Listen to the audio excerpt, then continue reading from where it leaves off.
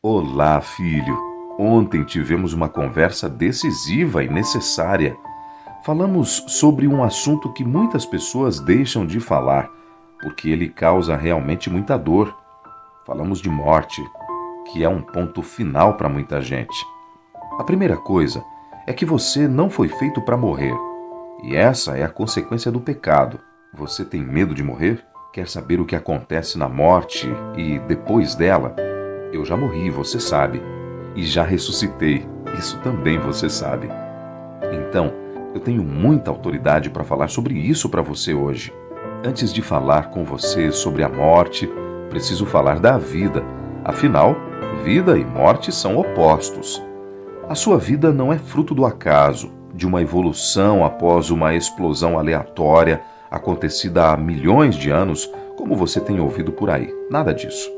Você é meu filho, porque eu te criei. Te fiz com minhas próprias mãos. Gênesis 1, 27. Você foi feito à minha imagem e semelhança. Depois de ter moldado cada parte do corpo de Adão com o pó da terra, eu soprei nas narinas e dei o fôlego da vida. E aí o ser humano passou a ser uma alma vivente. Gênesis 2, versículo 7. Você entendeu? Então a sua vida, filho, fui eu quem te criei. Agora chegou a hora de falarmos sobre o oposto, a morte. A morte é um processo inverso da criação. É a hora em que o pó se separa do fôlego de vida que eu dei e começa então o estado de inconsciência. E o pó volta à terra e o fôlego de vida volta para Deus. Eclesiastes 12, versículo 7. É como se fosse um auto-reverse daquilo que fizemos no início. Como a morte é um processo que afeta todos os seres vivos, eu deixei muitas informações sobre isso na Bíblia. Eu sabia que haveriam dúvidas sobre o assunto e que este seria um ponto de confusão provocado pelo enganador. Se eu dei a vida, ele tentaria eliminar isto a todo custo, afinal, ele quer me eliminar da sua mente. Por isso, esteja atento, filho. Preste atenção no que eu vou explicar agora. Alma é o mesmo que ser vivente. Então, toda vez que você ler esta palavra na Bíblia, saiba que é uma referência à pessoa, a você, um ser humano completo. É que existem muitas versões bíblicas, traduções diferentes, linguagens diferentes. Quando eu digo que a alma é minha, Ezequiel 18, 4 e 20, a palavra usada no original é nefresh. É o significado da junção do pó da terra com o fôlego da vida. É muito difícil falar de morte para mim, porque sei como é. Eu passei por ela.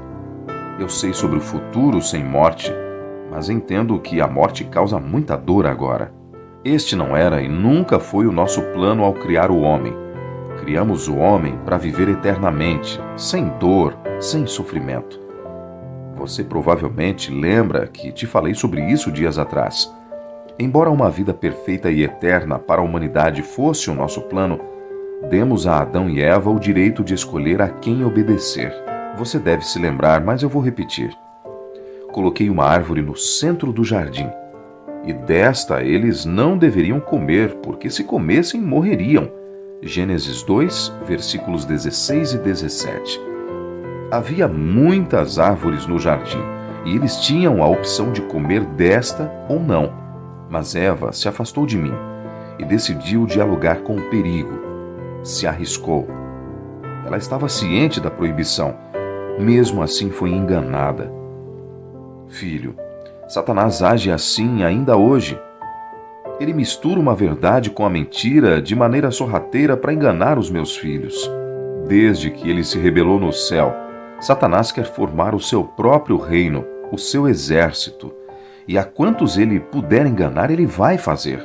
Naquela conversa, Eva ouviu a serpente dizer assim: "Vocês não morrerão." Gênesis 3, 4. E desta maneira, ela convenceu a Eva a comer, e depois Adão também comeu. E o que aconteceu você já sabe. A morte passou a existir. Esta mentira de que não há morte é a mesma que é propagada nos dias de hoje. e que você já deve ter ouvido. Alguns dizem que a alma é imortal. Outros ensinam que a pessoa que morre volta reencarnada. Você vê como o engano continua a rondar você há milhares de anos? Nada disso que falam é real. E eu deixei isto bem claro na Bíblia, para que ninguém tenha dúvida. Outra coisa que tem provocado dúvidas entre as pessoas é a suposta aparição de mortos. Esta é mais uma obra de Satanás para enganar as pessoas. Não se ofenda, filho. Mesmo que alguém da sua família ou muito querido tenha visto ou mesmo supostamente aparecido, isso é engano para te separar de mim. Os mortos não devem ser consultados. Deuteronômio 18, versículos 10 e 11. Porque, como já disse, eles não sabem nada. Satanás tem habilidades de se travestir, aparecer até como anjo de luz para enganar as pessoas. Os vivos sabem que vão morrer, mas os mortos não sabem de nada, não sentem, não têm memória, não têm projetos. Nenhuma ação pode ser feita por alguém que já morreu. Eclesiastes 9, versículos 5, 6 e 10. É um estado completo de inconsciência até o dia da minha volta. Por isso, filho, tudo o que você tiver que fazer tem que ser agora. Como eu disse, você sabe que vai morrer um dia. E sem querer te assustar, o dia pode ser hoje. A outra coisa que você sabe agora é que depois de morto, você não pode fazer nada nem tomar decisões sobre o seu futuro. Na morte, o seu destino é imediatamente selado. A morte terá fim na minha volta. Todos os que estão mortos serão ressuscitados, e aqueles que dormiram acreditando em mim serão chamados para a vida eterna. 1 Coríntios 15, versículos 21 a 23. Da mesma forma que aconteceu com o meu grande amigo Lázaro, que estava morto e foi despertado ao som da minha voz, João 11, versículos 1 a 45, os que estiverem mortos no dia da minha volta ouvirão o meu chamado.